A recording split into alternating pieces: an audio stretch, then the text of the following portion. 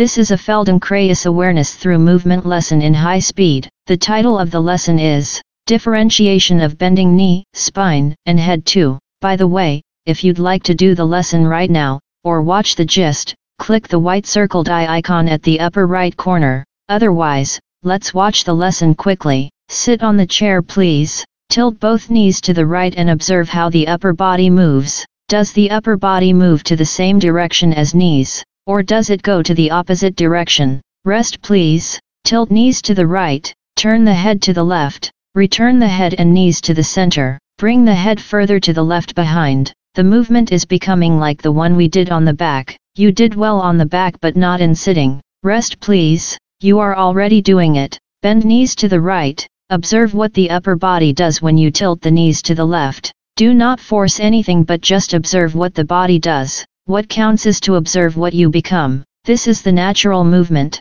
Turn the head to the right to add another choice. Slowly, quietly, smoothly. Once you learn to move smoothly, you can move smoothly in standing or sitting. Do it even more slowly. Rest please. Sit away from each other at the edges of the table. Extend arms to the sides and make gentle fists. Place thumbs outside of all the fingers. Hold them comfortably. Find the way to hold arms by moving them. Leave it. Place legs together. Tilt knees to the right. Return them to the center. Tilt them to the right and return. Repeat. Observe what you do now. Tilt only to the right and return to the center. Your arms are already moving automatically. Add another movement. Turn the head to the right. When knees go to the right, turn the head to the right. Simultaneously both hands turn upward. Turn only the head to the left now. Gradually turn hands to the opposite direction. Do not forget to tilt knees to the right. Stand up please. Stand with feet apart and loosen knees a little bit.